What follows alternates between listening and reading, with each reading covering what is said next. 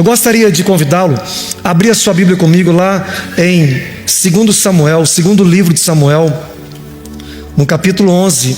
Nós vamos para a palavra de Deus. Eu gostaria de ler alguns versículos e depois a gente vai, durante alguns minutos, refletir nessas passagens.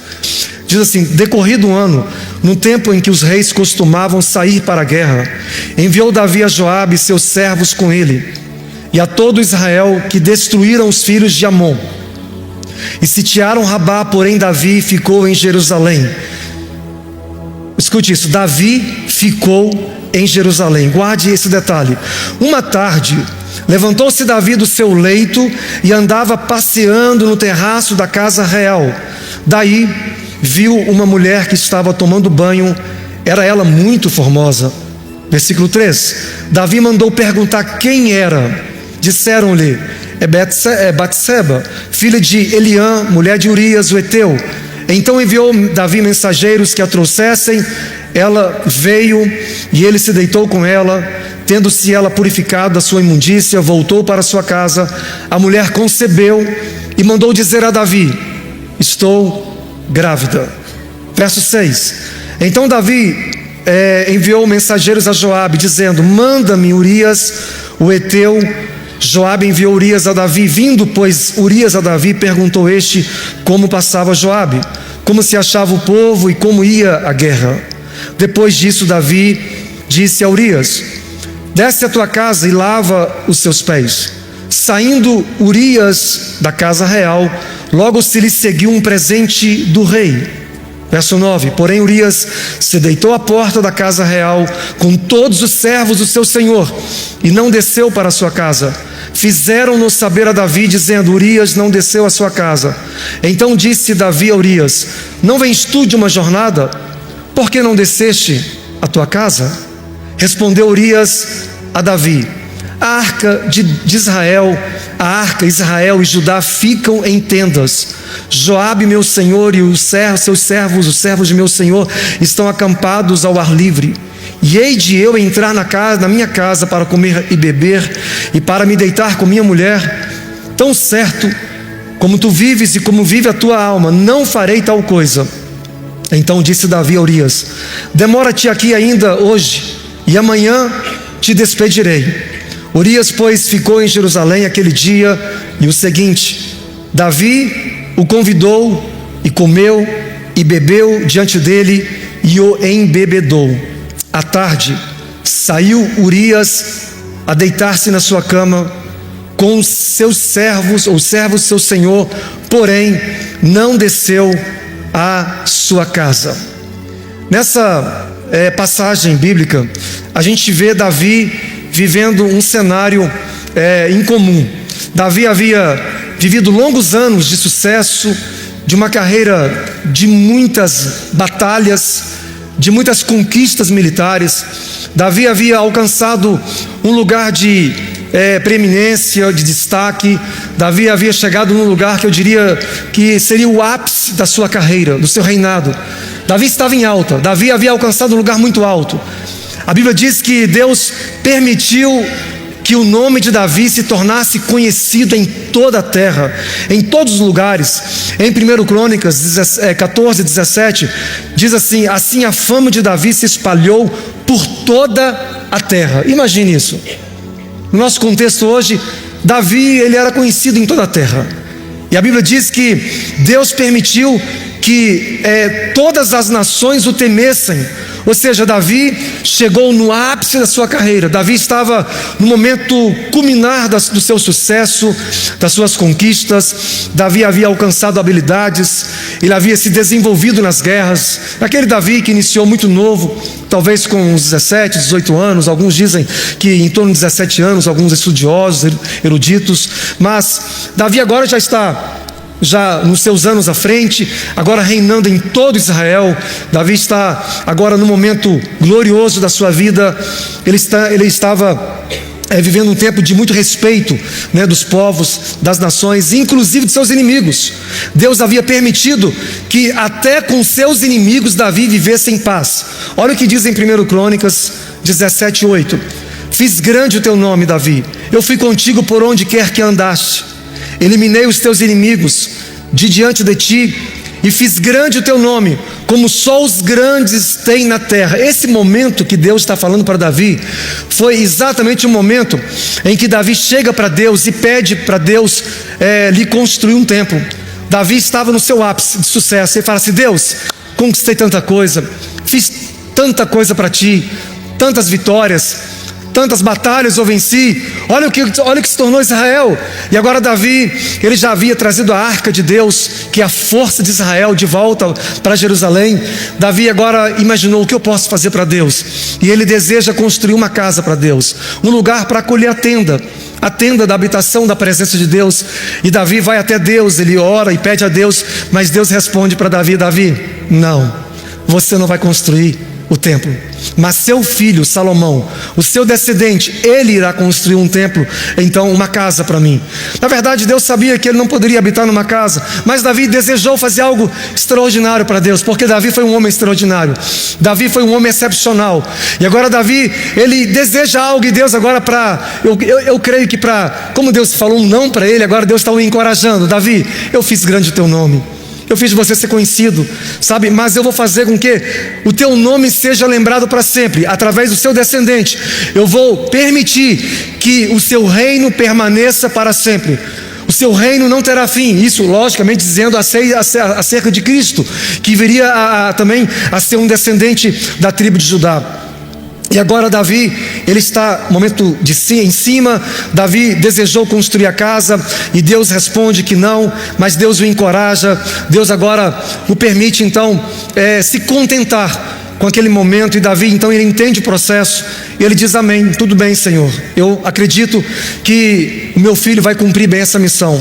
E eu penso, irmãos, que nesse momento da vida de Davi se sentiu muito empoderado.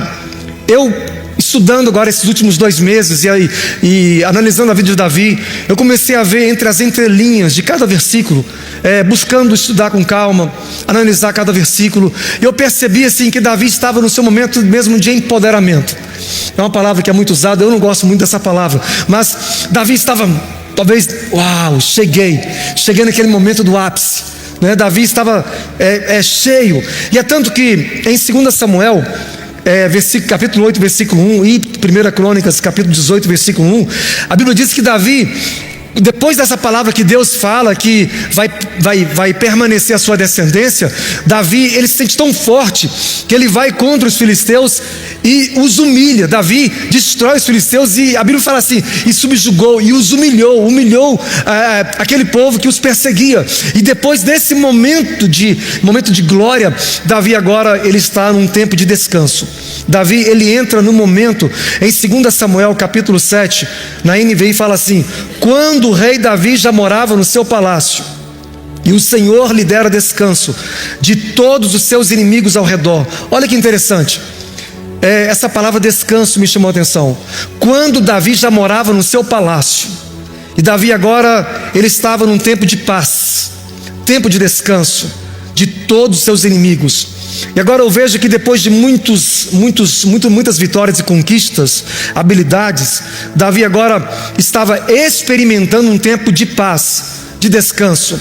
Eu diria que muitas vezes a gente se distrai com o sucesso, ou até mesmo a gente pode se distrair com a bênção, a gente pode se embriagar com a bênção de Deus. E Deus não quer que você se embriague com a bênção. Deus quer que você desfrute da bênção, mas que você se mantenha vigilante o tempo inteiro, porque o que Deus falou muito comigo é sobre o perigo da distração e o engano do pecado. Eu e você precisamos vigiar o tempo todo contra a distração do sucesso, daquilo que a gente está vivendo hoje, ou até mesmo daquele momento de paz, de descanso, porque talvez você hoje não esteja vivendo um tempo de descanso, mas você vai viver um tempo de descanso, porque são ciclos da vida, são fases, são estações de lutas, estações de paz, estações de tribulações e estações de calmaria. A vida é feita de ciclos, a gente vive de ciclos, isso em todos os aspectos, na família, no trabalho, né, na nossa profissão, nos estudos. Os jovens aqui que estão estudando, tem momento mais fácil, tem momento mais difícil, tem momento que você está mais relaxado, mais à vontade, você está mais confortável, mas tem momento que é muito trabalho, muito esforço, muita luta, e assim é em todas as áreas. Eu queria destacar esse momento da vida de Davi. Eu acredito que nesta hora que Davi está passando essa experiência, Davi estava vivendo um tempo de ausência de lutas, sabe? E o que Deus falou muito ao meu coração de modo muito pessoal, Ele falou assim: Márcio, fale para a igreja que vigie no período de ausência de lutas. Em todo momento que você estiver em ausência de lutas, você precisa vigiar mais. Nós precisamos vigiar mais, porque é nessa hora que o inimigo ele vai estar buscando uma oportunidade para nos distrair ou para nos derrubar. Porque, irmãos, pensa comigo, Davi não era qualquer pessoa. Davi, ele foi um dos maiores homens da Bíblia. Davi foi o homem chamado o homem segundo o coração de Deus. Davi foi um dos maiores influenciadores que nós temos hoje na Bíblia. Um homem que andava em intimidade com Deus, um homem que conhecia a lei de Deus, um homem que amava a palavra de Deus. Eu sou apaixonado por Davi. Desde muito novo, né? Davi, com a sua forma de adoração, a sua forma de entender o plano de Deus. Davi, ele caminhava com Deus, ele era um homem íntimo de Deus. Davi, eu acredito que Davi foi um dos homens mais íntimos de Deus. Davi conhecia o coração de Deus, Davi sabia o que agradava o coração de Deus, e Davi passou a viver grandes experiências com o Senhor. Mas chegou um momento que o inimigo se aproveitou da distração, se aproveitou.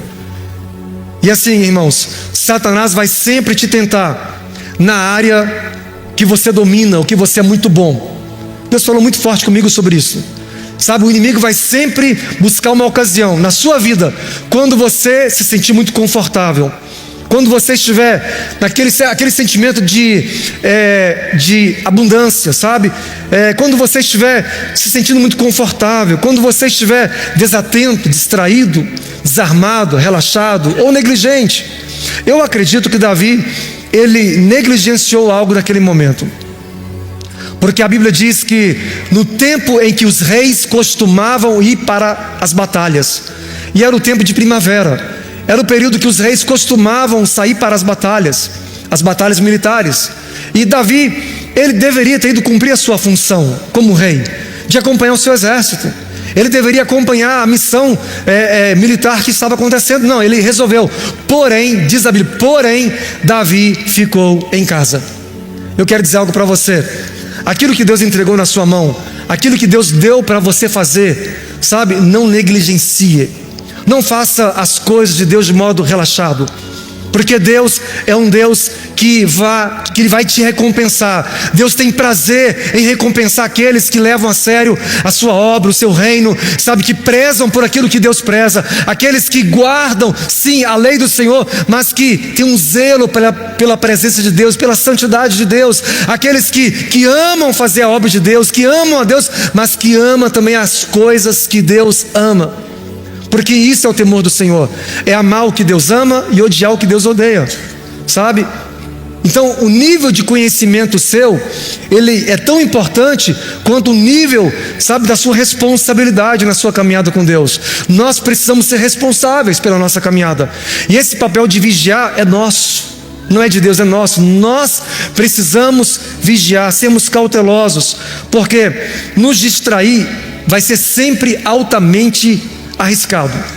Você viver uma vida relaxada, negligente, sabe, negligenciar, sabe, o chamado de Deus para sua família, para sua casa, como esposo, como esposa, como filho, sabe, você como pai, você como mãe, cumprir a sua missão maior, que é cuidar da sua casa, cuidar do seu bem maior, a sua família.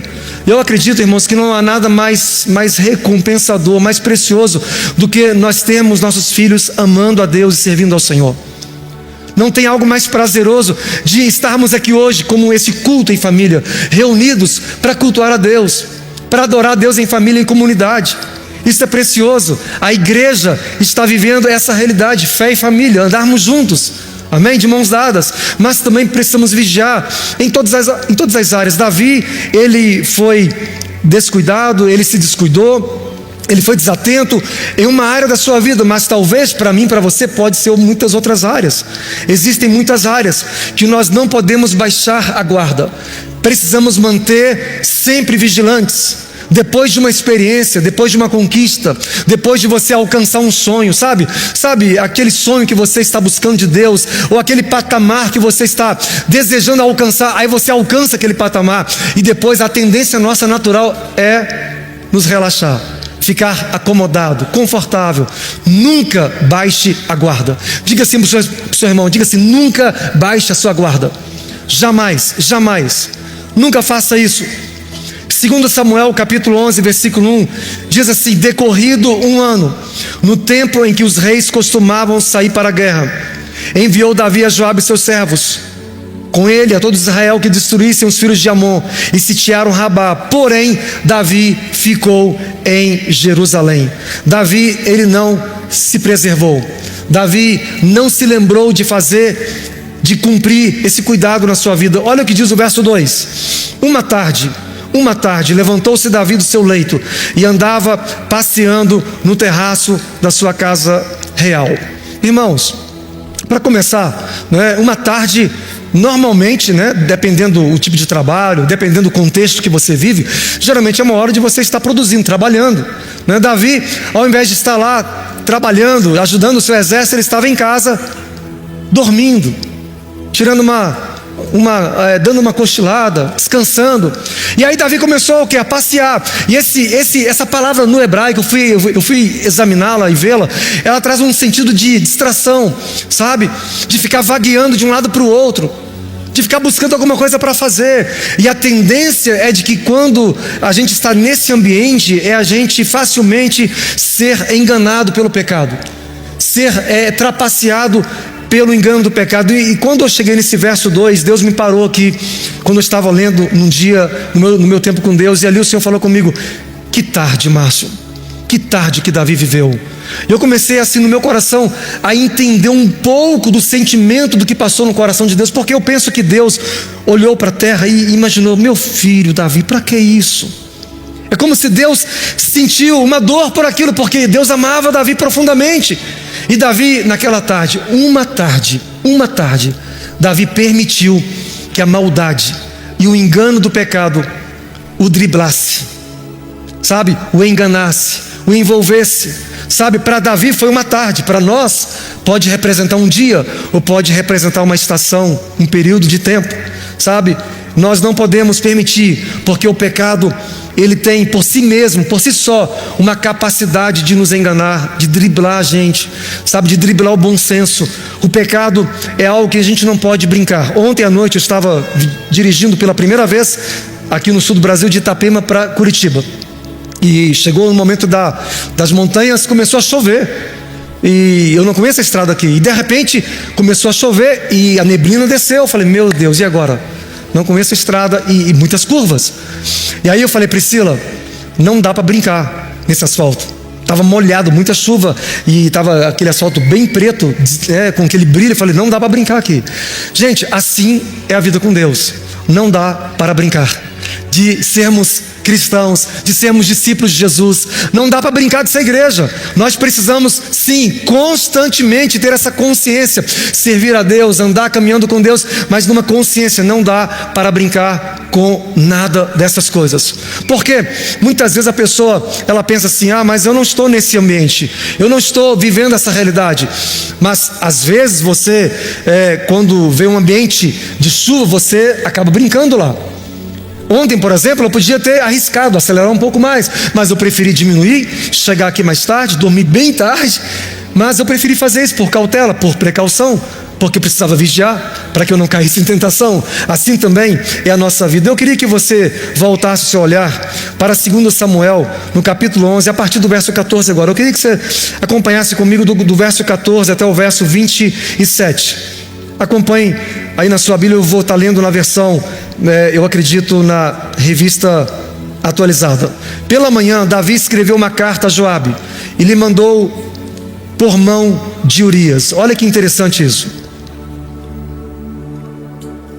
Escreveu na carta dizendo: Ponde Urias na frente da maior força da peleja e deixai-o sozinho para que seja ferido e morra. Igreja, a gente está falando de um homem de Deus, um homem segundo o coração de Deus, de um grande, extraordinário homem.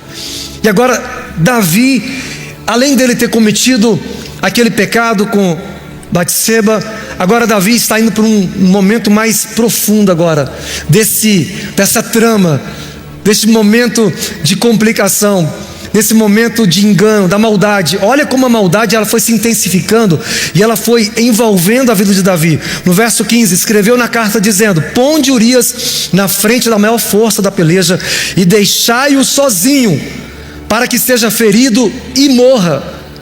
Tendo, pois, Joabe sitiado a cidade, pôs a Urias no lugar onde sabia que estavam homens valentes.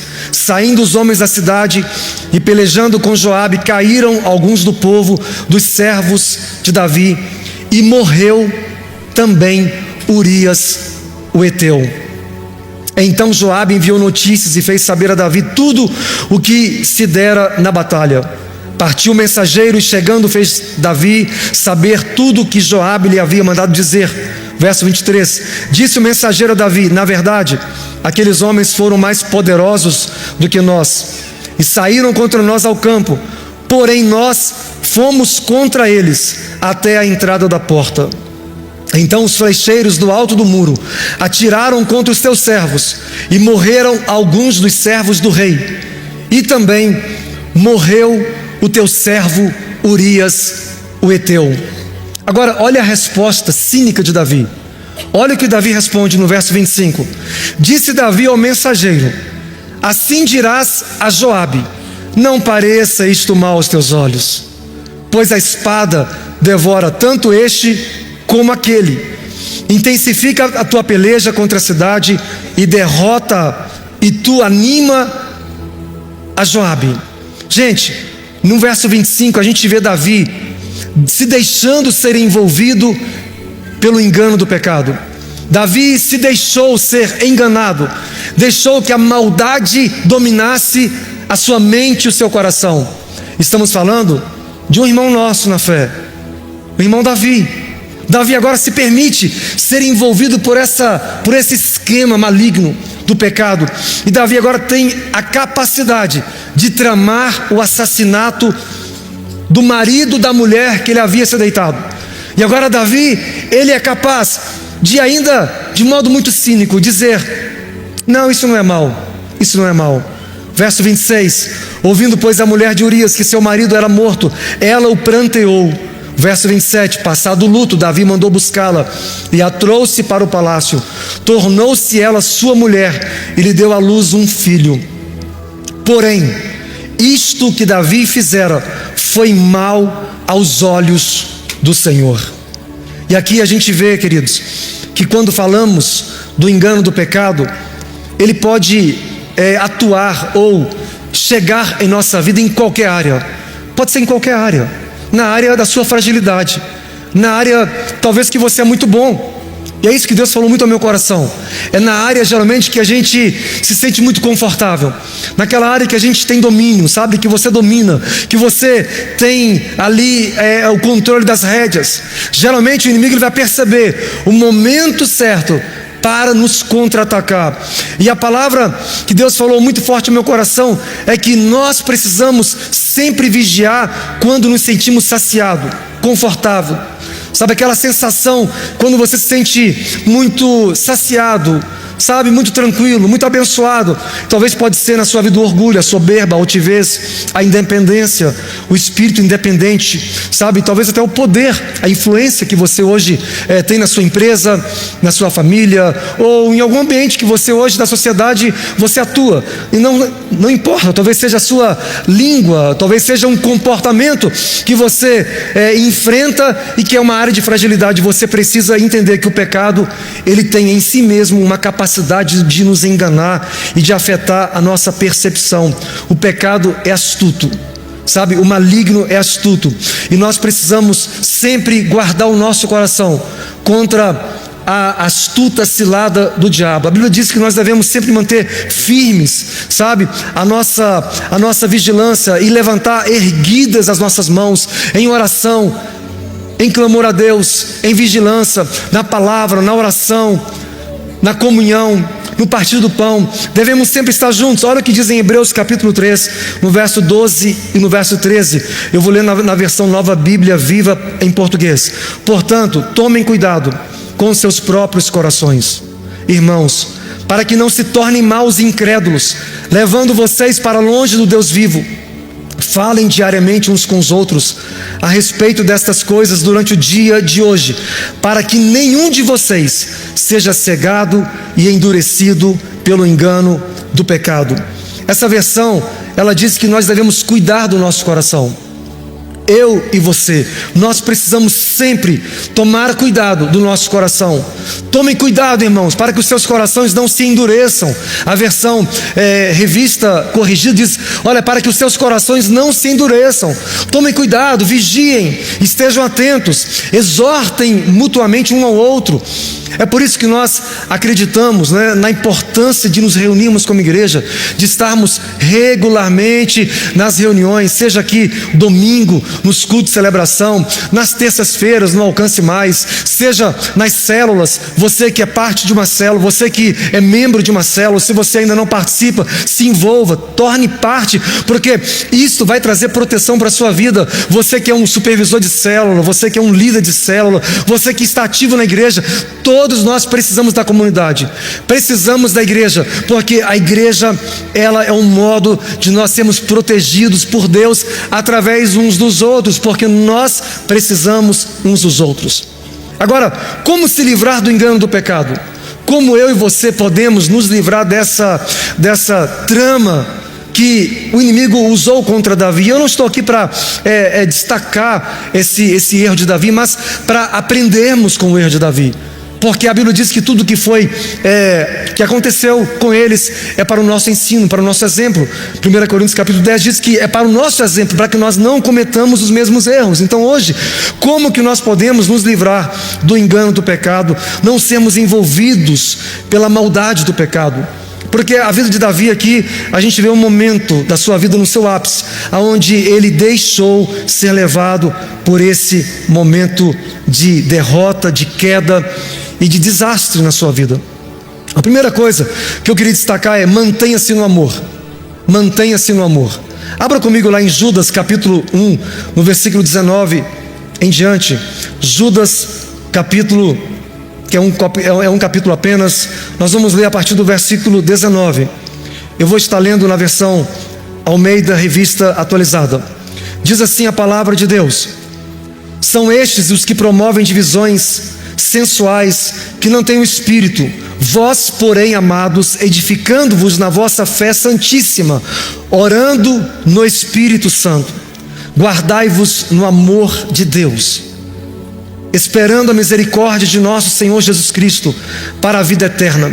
Ou seja, nós estamos na caminhada com Deus, vivendo de vitória em vitória, vivendo de triunfo em triunfo, de fé em fé, de graça em graça, de bondade em bondade, vivendo a bondade do Senhor a cada dia. Mas nós não podemos nos esquecer de que até que chegamos nesse momento do culminar da nossa salvação, que é a vida eterna, nós precisamos nos guardar no amor de Deus, precisamos nos preservar no amor de Deus, porque muitas vezes, queridos, nós, quando chegamos nesse momento de ápice, sabe, de conquistas, de vitórias, a nossa tendência é se esquecer daquilo que Deus fez, ou de onde estávamos, do que nós vivíamos antes e onde estamos hoje.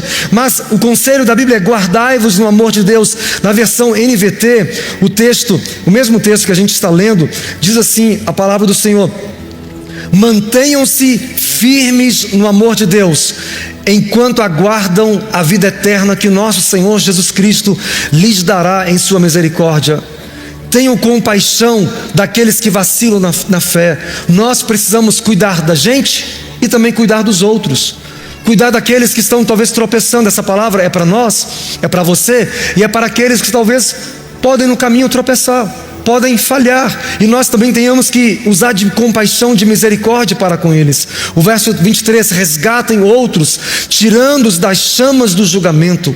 De outros ainda tenham misericórdia, mas façam isso com grande cautela, odiando os pecados que contaminam a vida deles. Nós precisamos nos manter no amor de Deus. E uma das formas, vocês aqui da casa são muito bem instruídos nisso, a oração em línguas, né? Quando você ora no Espírito Santo, quando você se mantém sempre na oração, a oração constante, a oração ininterrupta, que você pode estar sempre orando no Espírito Santo e guardando-se no amor de Deus. Eu acredito que naquele momento Davi, ele se afastou do amor de Deus. Davi ficou distante do amor de Deus, porque o amor de Deus não faz mal para ninguém, irmãos. O amor de Deus é altruísta. O amor de Deus não é egocêntrico. O amor de Deus não busca o mal para o próximo. O amor de Deus, ele nos preserva. Porque quando você se protege no amor, quando você está cheio do amor de Cristo, cheio do amor de Jesus, este amor de Jesus vai proteger você de cruzar a linha, sabe? Vai ser como que um limite para você. O amor de Deus também serve como limite, como parâmetro. Você vai entender aonde chegar e aonde parar, porque o amor de Deus nos ensina também. O amor de Deus nos educa, a graça nos educa a viver uma vida piedosa, santa e que agrada ao Senhor. Então a primeira coisa é mantenha-se no amor. A segunda coisa, para que nós possamos nos livrar dessa maldade e deste engano que tenta que nos rodeia, é despoje-se de toda a maldade e do engano. E esse ponto aqui é um ponto muito importante para mim e para você, porque não é algo que Deus faz por você, é você que tem que fazer. Essa é uma responsabilidade nossa como cristãos. Você precisa diariamente se livrar, se despojar. Olha o que diz em Hebreus 12, do versículo 1 ao 2, na NVI. Portanto, também nós, uma vez que estamos rodeados por tão grande nuvem de testemunhas, livremo-nos. Essa palavra é uma responsabilidade pessoal minha e sua. Livremo-nos de tudo o que nos atrapalha e do pecado que nos envolve, e corramos com perseverança a corrida proposta para nós, tendo os olhos fitos em Jesus, autor e consumador da nossa fé.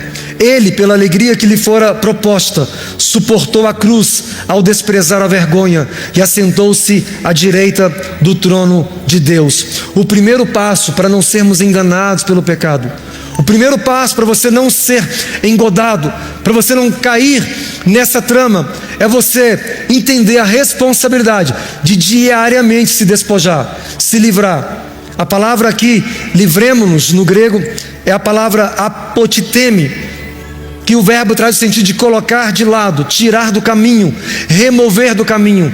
Ou seja, eu e você precisamos abandonar, precisamos nos despojar, precisamos tirar do caminho tudo aquilo que nos atrapalha diariamente, livrando-nos dos pesos e do pecado que tenazmente nos assedia. Corramos firmemente a carreira que nos está proposta, olhando para Jesus, o autor e o consumador da nossa fé. Mas antes de você correr, você precisa tirar o que está no seu caminho. Isso não é só de vez em quando, todo dia. Todos os dias precisamos vigiar. Porque se aconteceu, irmãos, com Davi, que foi um homem extraordinário, um homem que andou em aproximação com Deus, um homem que conheceu o Senhor como poucos homens da Bíblia, imagine nós. Precisamos sim livrar-nos, despojar-nos, abandonar de tudo aquilo que nos impede. 1 Pedro 2,1 fala assim: livrem-se de sua antiga natureza e de seu velho modo de viver, corrompido pelos desejos impuros e pelo engano, diz na NVT. Então nós precisamos nos desvencilhar e nos livrar de tudo aquilo que nos atrapalha. A terceira coisa é: desconfie sempre da sua natureza humana. Esse ponto Deus falou profundamente comigo para compartilhar com a igreja, porque nós somos tendenciosos a confiar em nós mesmos. Nós somos sempre tentados a confiar em nós, né? Principalmente quando a gente é muito bom em alguma coisa, quando você, aquela área que você domina, que você é um expert, que você sabe muito bem dominar aquilo, aquela outra área, aquilo que você é muito bom, a tendência é a gente se achar. se achar o cara, se achar a pessoa. Não, essa aqui eu domino, né? E muitas vezes a gente se esquece que podemos ser driblados, né? Alguns de vocês aqui gostam de futebol. Eu sei que alguns de vocês sabem jogar futebol. Eu não sei jogar muito. Gosto de futebol, gosto muito de soccer, mas não sei jogar futebol. Eu gosto de brincar com os irmãos às vezes lá, mas não sei. E muitas vezes quando eu vou jogar com os irmãos, eu me perco, porque tem alguns irmãos que são muito bons. Eles vêm e me driblam, e de repente eu já me perdi o fio da meada e já era. Às vezes eu caio, né, me machuco. Assim também a vida é caminhada com Deus. Muitas vezes você está caminhando com Deus, sabe, empolgado, cheio de vida. Você está trabalhando para Deus, cheio de empolgação, mas de repente você se esquece de que na caminhada, sabe, o maligno, ele sempre está ao derredor, tentando uma oportunidade para nos driblar, para driblar o bom senso, sabe, nos fazer cair. E a Bíblia diz lá em Efésios 4:22, na NVT, fala assim: livrem-se de sua antiga natureza e de seu velho modo de viver, corrompido pelos desejos impuros e pelo engano. Então, uma coisa que eu posso aprender aqui é com o apóstolo Paulo. Enquanto eu estudava a vida de Davi, para que não venhamos cometer os mesmos erros, desconfie sempre da sua natureza carnal. Não confie em você mesmo. E o apóstolo Paulo é um exemplo para a gente, porque o apóstolo Paulo, ele foi uma pessoa que tinha uma credencial assim, ilibada.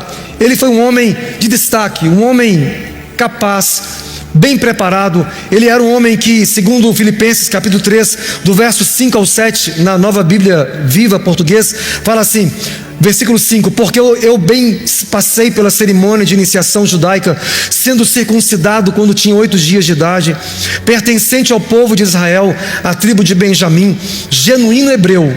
Além do mais, era membro da seita dos fariseus, que exigiam a mais estrita obediência a todas as leis e costumes judaicos. Ou seja, o apóstolo Paulo, ele era um exímio observador da palavra de Deus.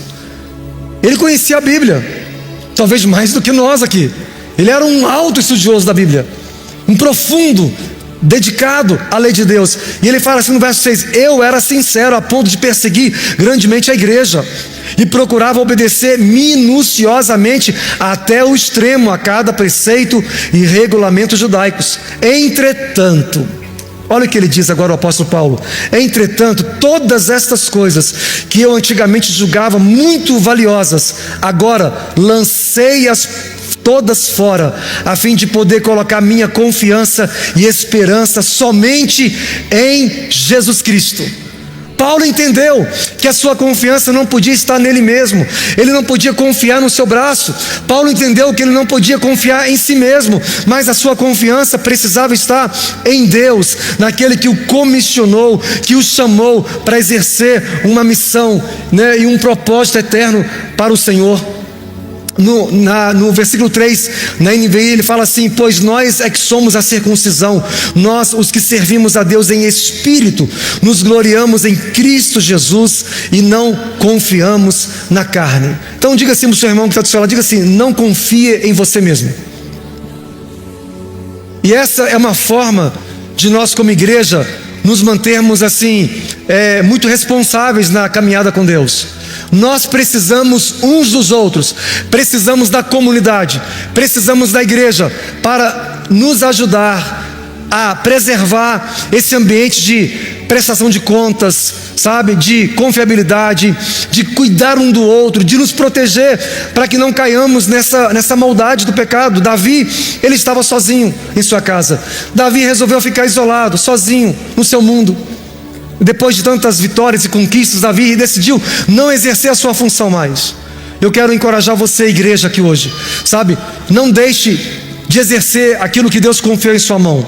Não pare de fazer o que Deus te chamou para fazer. Sabe, sim, exerça a missão que Deus te confiou, o ministério que Deus te confiou, seja na sua casa, seja na sua empresa, seja nos seus negócios, seja na sua comunidade, aonde você está sendo igreja, sendo reino de Deus. Não deixe de cumprir a missão e o propósito de Deus, mas jamais baixe a sua guarda.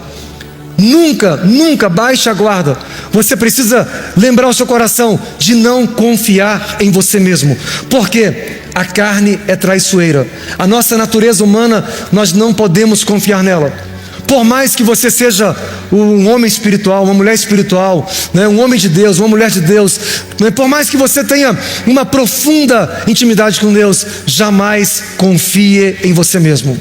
Precisamos desse ambiente para que nós possamos nos proteger deste mal e desta malignidade. A última coisa que eu queria destacar, para que nós possamos nos livrar do engano do pecado e nos livrar desse problema da maldade que corroeu e que encontrou lugar na vida de Davi. A terceira e a última, quarta coisa: não confie no seu braço forte.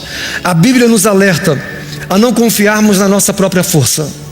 Diversas vezes a Bíblia nos encoraja a isso. Provérbios capítulo 3 diz que nós não devemos confiar em nós mesmos, na nossa forma de pensar, no nosso intelecto, né? Não se apoie no seu próprio entendimento, não se apoie na sua capacidade de fazer as coisas, mas confie no Senhor, confie no Senhor. Lá em Jeremias capítulo 9, versículo 23 e 24, fala assim: assim diz o Senhor, não se glorie o sábio na sua sabedoria, nem um forte na sua força, nem um rico nas suas riquezas, mas quem se gloriar, glorie-se nisto, em me entender e me conhecer. Pois eu sou o Senhor que pratico a fidelidade, o direito e a justiça na terra, porque me agrado dessas coisas, diz o Senhor. Então nós devemos sempre lembrar o nosso coração de não confiar em nós mesmos, de não confiar no nosso braço forte, na nossa habilidade. Eu acredito, meus amigos, sinceramente, eu creio que naquele momento na vida de Davi, Davi começou a apoiar no seu braço forte, porque Davi se tornou um homem muito habilidoso nas guerras. Davi se tornou um homem muito capaz, sabe? Ele foi um exemplo. Davi se tornou um homem extraordinário. E naquela hora eu acho que ele começou a confiar no seu braço forte. Está tudo bem, estou em paz, meu reino está em paz, na minha vida está tudo em paz, tudo tranquilo. E agora eu vou ter um tempo livre. Nunca tenha tempo livre. Você que serve a Deus, você que vive a vida com Jesus, sabe, devemos ser sempre abundantes e constantes na obra do Senhor, mesmo em dias difíceis ou dias de glória, dias de aflição e dias de abundância, dias de batalhas, mas dias também de paz, de descanso. Você precisa se manter firme e sempre se lembrar do Senhor na sua caminhada. E tem uma orientação da Escritura que está lá em Deuteronômio, capítulo 8. Eu queria que você acompanhasse comigo no versículo 10 ao 14, na NVI, fala assim: depois que tiverem comido até ficarem satisfeitos, louvem o Senhor, o seu Deus, pela boa terra que deu a vocês. Ou seja, depois que vocês tiverem comido e ficarem satisfeitos. Versículo 11: tenham cuidado de não se esquecer do Senhor, o seu Deus, deixando de obedecer aos seus mandamentos, às suas ordenanças e aos seus decretos que hoje ordeno a vocês. Não aconteça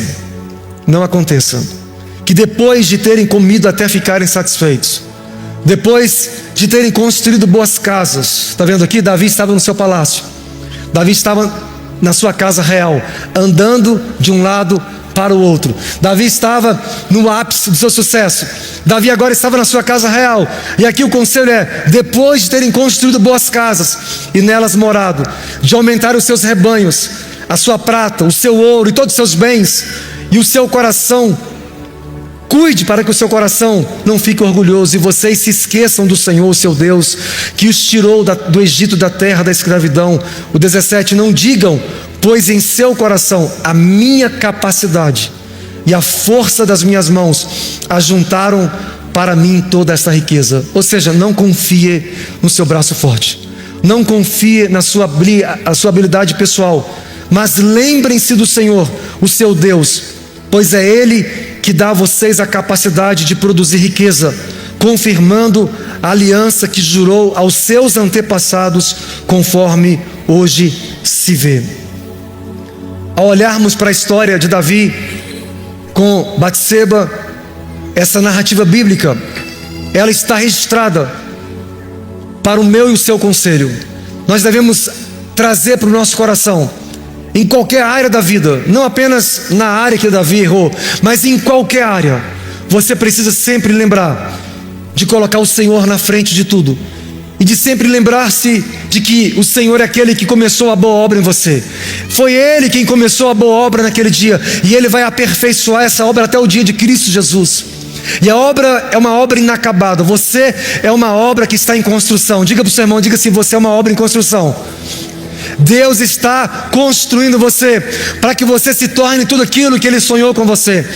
Deus está forjando o seu caráter, preparando você para uma obra, uma missão ainda maior do que você pode imaginar. Porque eu é que sei os pensamentos que tenho a seu respeito, pensamentos de paz e não de mal, de dar a vocês um futuro e uma esperança, de dar a vocês uma vida abençoada. Deus quer sim que você viva a bênção, a plenitude, o descanso, mas você não pode se esquecer do Senhor. Jamais, jamais, jamais abandone a vigilância, jamais baixe a guarda.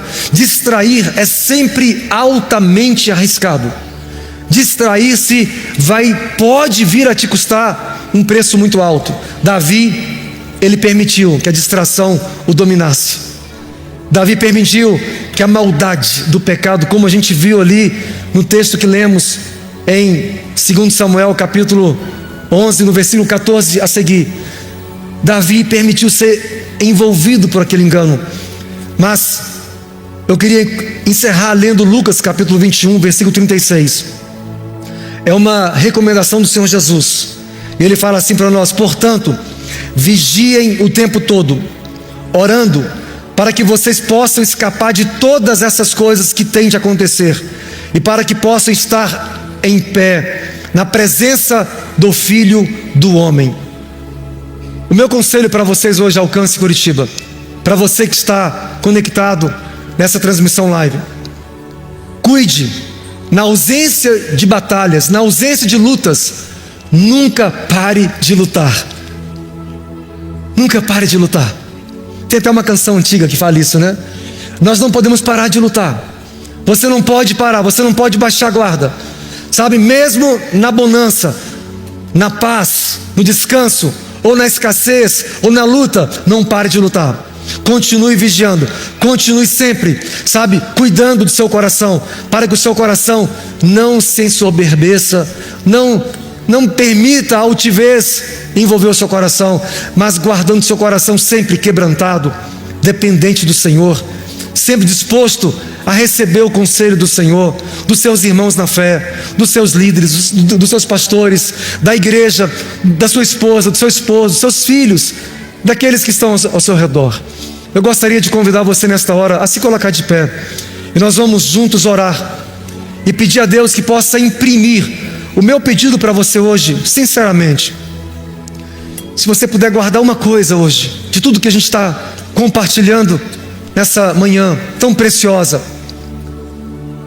guarde uma coisa: sempre, sempre dependa do Senhor na sua caminhada. Não deixe o seu coração se endurecer, jamais. Guarde o seu coração contra o engano do pecado, porque o engano do pecado, ele vem sorrateiramente, é de pouco a pouco, não é de um dia para o outro, ele vem de modo muito, muito sutil.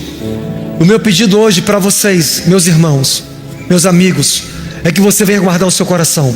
Jamais permita que o seu coração se endureça. Nunca deixe o seu coração se endurecer, para que nele não haja um coração incrédulo, um coração que proceda de modo mau, de modo enganoso.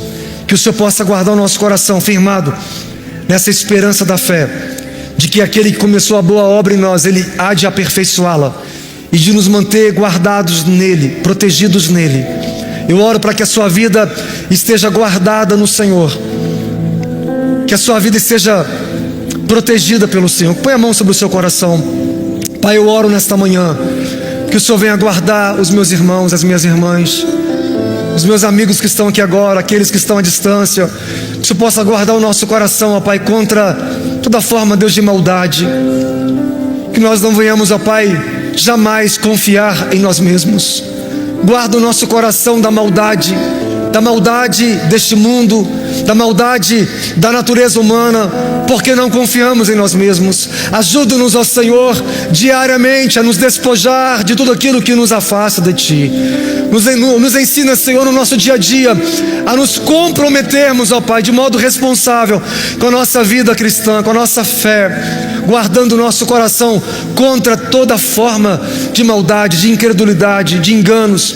Eu te peço, ó Pai, que o Senhor possa nos ensinar a nos livrar, a colocar de lado tudo aquilo que nos atrapalha, tudo aquilo que vem para pesar o nosso coração, para nos distrair, as distrações, aquilo, Senhor, que vem para tirar o nosso foco, aquilo que vem, Pai, para direcionar nossa mente para outras coisas. Eu oro para que nessa manhã o Senhor venha trazer de novo o nosso foco, os nossos olhos para o lugar certo, para a missão certa, para o propósito original. Nós não queremos sair do propósito, nós não queremos desviar a atenção da missão que o Senhor nos confiou, queremos permanecer fiéis, ó Deus. E esta casa é uma casa reverente, esta casa, ó Deus, é uma casa, sim, ó Deus, onde há zelo, onde há reverência. Por isso que esta casa é uma casa, ó Pai, também, Senhor, que tem excelência, ó Deus, e que tem tantas boas coisas, ó Pai. Eu te peço que o Senhor venha guardar o nosso coração, que o Senhor venha guardar o nosso coração e livrar-nos, ó Pai, de todo mal, ó Pai. Guarda o nosso coração. Eu peço, Senhor, que o Senhor venha nos dar esse entendimento, ó Pai,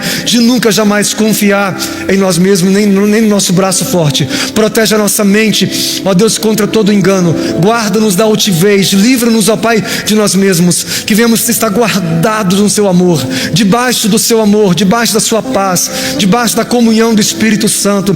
Que a Tua presença venha estar sobre nós. Eu oro, ó Pai, que o Senhor venha guardar-nos debaixo desta comunhão, da comunhão dos santos. Ó Deus, que venhamos andar de modo responsável como igreja, ó Deus, sempre prestando contas de nós, da nossa vida pessoal, andando, ó Pai, em discipulado, andando, ó Pai, no amor, andando, Senhor, em submissão, em sujeição, em humildade, ó Pai. Nos ensina a galgarmos lugares mais altos, ó Pai, porque tudo que o Senhor já fez até aqui é o começo.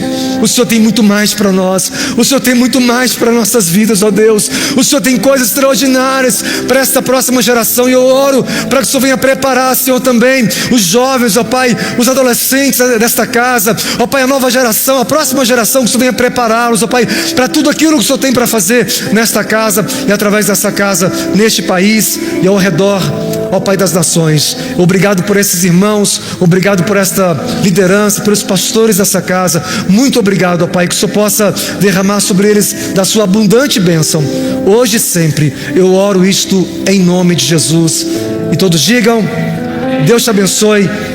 Muito obrigado por me receber aqui nessa manhã.